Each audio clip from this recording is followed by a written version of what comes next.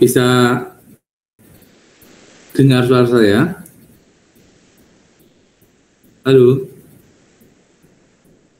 Bisa dengar suara saya? Halo? Bisa, Pak. Bisa, Bapak. Oke. Slide-nya kelihatan ya, slide-nya ya. Baik, kita mulai aja ya. Jadi sambil nunggu yang lainnya. Nanti saudara jam 3.45 ya, 40 ya, ada kuliah lagi ya. Dan nanti kita akhiri sampai jam 3.35 lah ya, ada waktu seperempat jam. Saya akan menjelaskan sedikit tentang reproduksi jamur ya. Jadi nganu baik ya, hari ini kalau di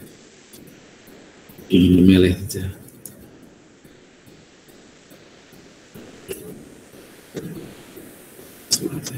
Nah, halo ya. Jadi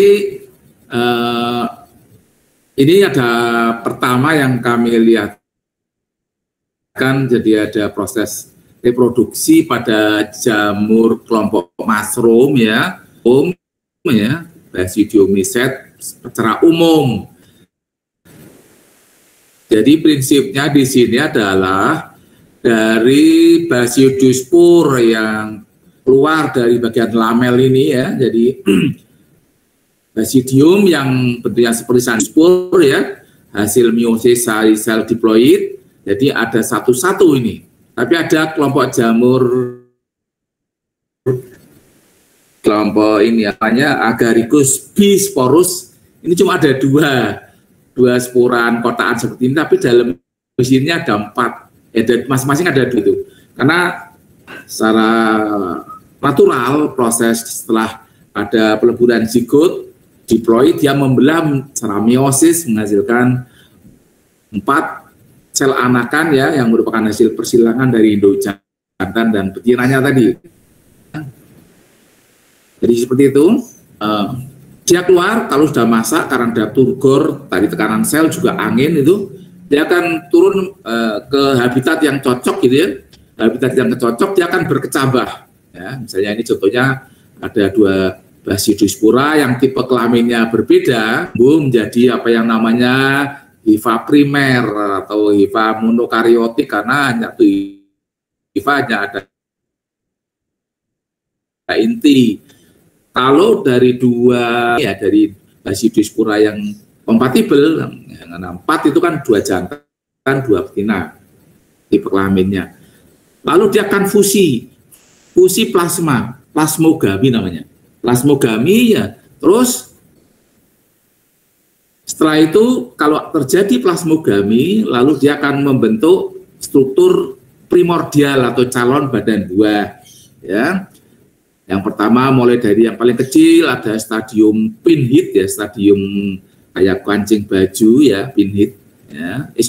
Kayak jarum pentul. Pinhead. Pin itu jarum, hit kepala. Lalu membesar lagi menjadi stadium stadium cacing baju, ya, button, pinhead, button, terus telur, ya, telur X stadium, baru setelah itu elongasi stadium memanjang, baru stadium masa ini. Halo, ada apa? PPT-nya belum terlihat, Bapak. Dengar suara saya? PPT-nya tidak terlihat, Pak. Oh, belum? Oh ya, salah. Oh ya, sebentar ya. Oh, tiba saya terangkan sampai. Oh ya.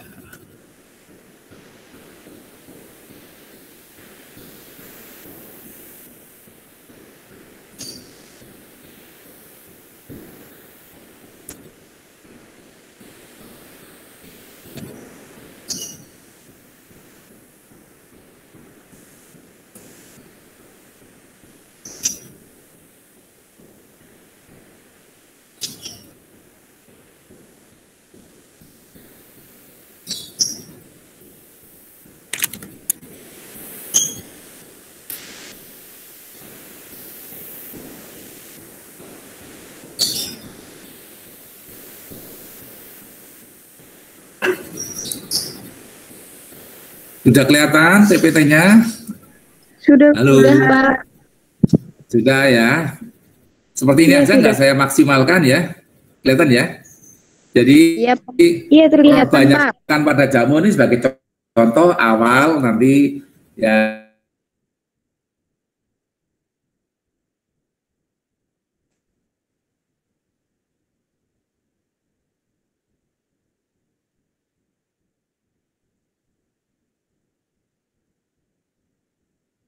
yang perbanyakan secara seksual ada di belakang ini,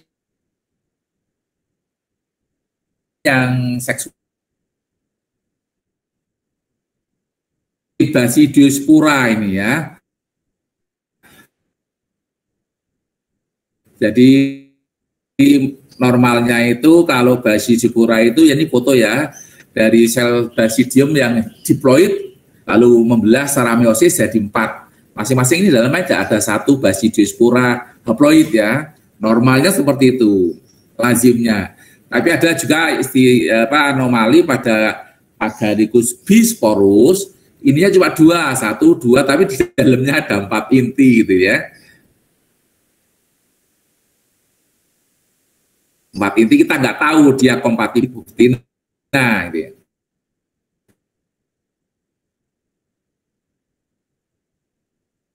Tapi kalau misalnya jantan-jantan atau betina-betina dia akan tumbuh miselium aja, nggak mampu membentuk badan buah aja. Tumbuh badan buah itu kalau terjadi pertemuan yang kompatibel seperti dari Basidiospora yang sudah lepas, dari lamet yang cocok, dia akan berkecambah menjadi hifa primer, hifa dengan 1 inti atau hifa monokariotik.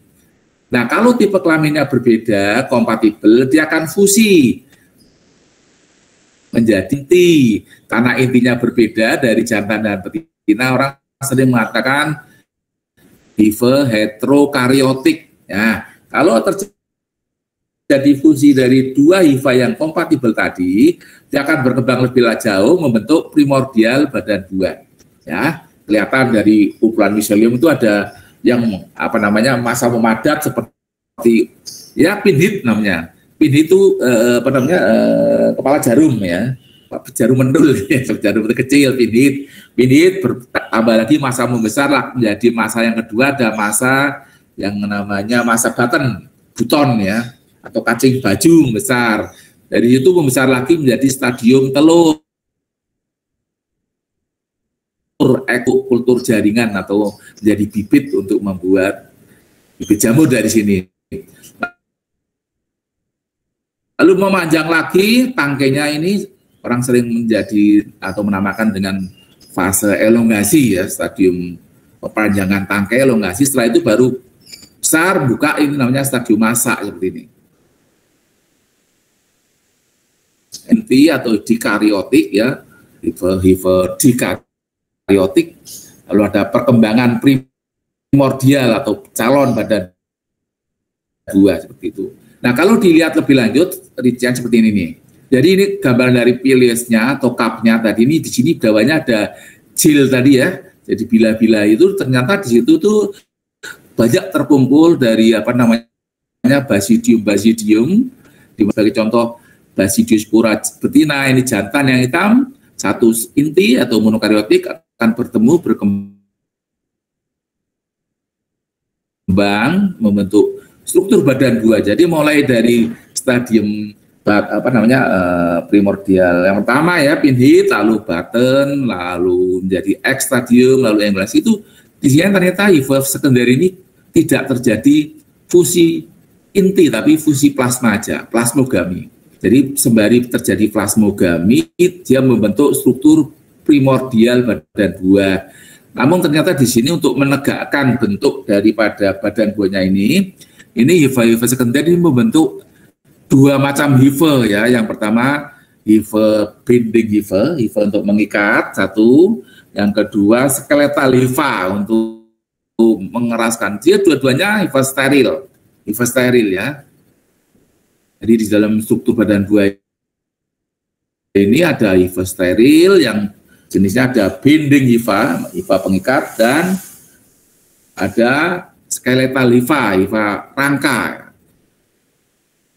Nah, setelah seperti kuping, seperti cakram tiran ya, seperti cakram tiran, ini seperti payung ya. Lalu terjadi apa yang namanya awal dari fase seksual di sini. Ya, kalau di sini cuma hanya plasmogami, di sini mulai terjadi kariogami, intinya mulai bersatu.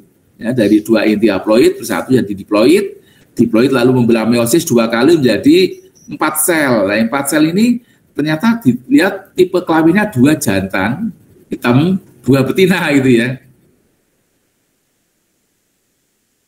Di tiap-tiap basidium seperti itu ya.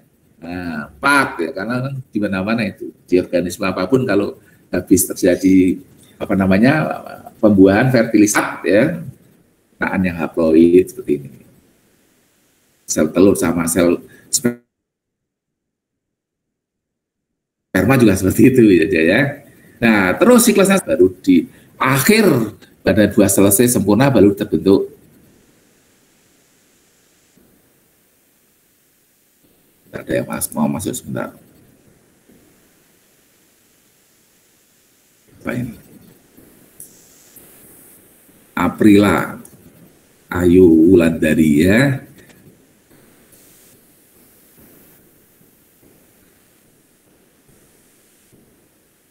Nih gambarannya juga ya. Jadi dari 2 inti haploid ya, heterokaryotik gambarannya gitu, 2 hanya plasmogami aja, plasmanya yang berpadu campur, lalu jantan dan betina jadi zigot ya, jadi apa, diploid. Lalu setelah itu dia akan membelah secara meiosis jadi 4 sel anakan. Ini dari sel basidiumnya atau basidiumnya ini, hifa di ujungnya itu kan membentuk tempat-tempat kamar untuk menyimpan masing-masing basidiuspora pada spora ini. Ya, setelah masak dia akan lepas nanti keluar basidium sporanya ini, lepas haploid, tapi sudah terjadi atau merupakan hasil dari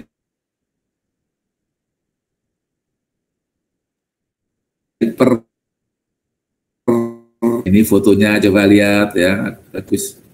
Kok padat? Oh, nah ini ya. Ini juga fotonya, ini juga begitu basidiospor. Jadi di bagian lamela kalau jamur payung bawahnya gini-gini nih. Nah, jadi ya banyak ya. Jadi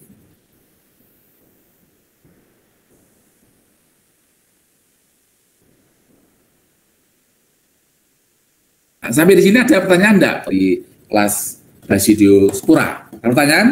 Halo? Bisa didengar suara saya? Bisa, Bapak. Halo. Bisa, Bapak. Bisa, Bapak. Oke, ya.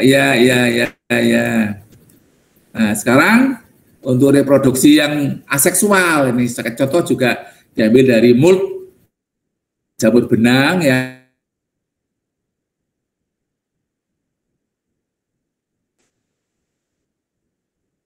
Kunci kemana-mana ini penicillium juga alat perbiayaannya namanya konidi ya. Konidium kalau banyak, konidia itu tunggal. Konidia itu banyak, konidium itu tunggal. Nah, ini perbiayaannya secara aseksual. Jadi prinsipnya pada apa namanya proses pembentukan spora ya ini ya. Di spora itu biasanya saya sebutkan untuk istilah umum jamur apa namanya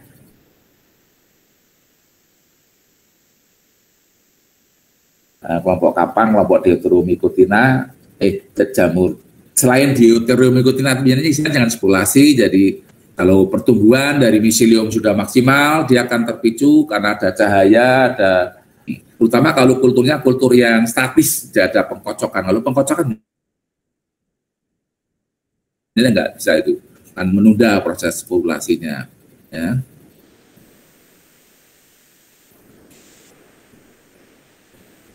Nah,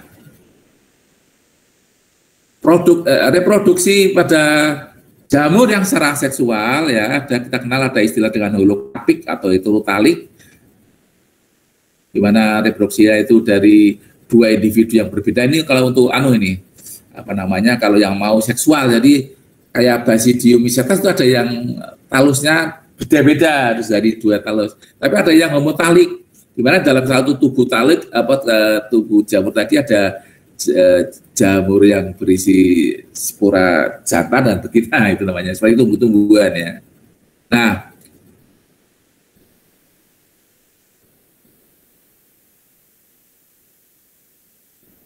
ini sebagai contoh pada jamur yang reproduksi secara aseksual, kita mengenal ada istilah telomorf fase, yaitu fase yang menunjukkan produk seksual. Jadi seperti tadi Basidium miscetas, kita melihat ada gambar badan buah, berarti di situ itu seksual. Tapi kalau yang ini aseksual atau anomorf, seperti Aspergillus penicillium itu kan dari konidiaploid turun ke tanah,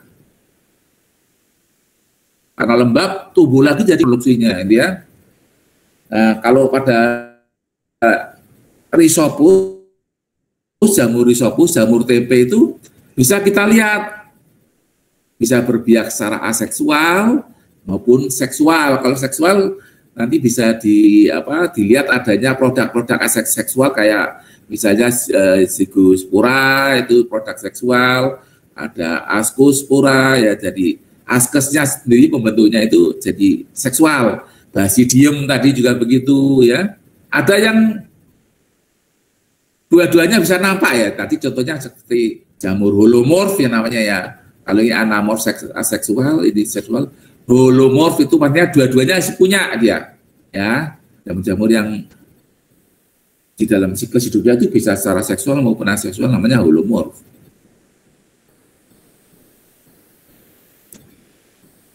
Halo, ada pertanyaan sampai di sini? Halo? Ya, halo Bapak.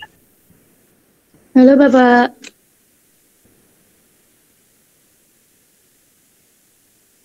Halo? Oh, Bung, tadi ada teman saudara yang menyatakan jam 3.40 saya ada kuliah lagi, ya udah saya mohon maaf, kuliah ini untuk minggu ini saya berhentikan di sini, nanti minggu depan kita mulai lagi nih ya, saya teruskan ini ya. Halo? Oh baik Pak. Tapi ini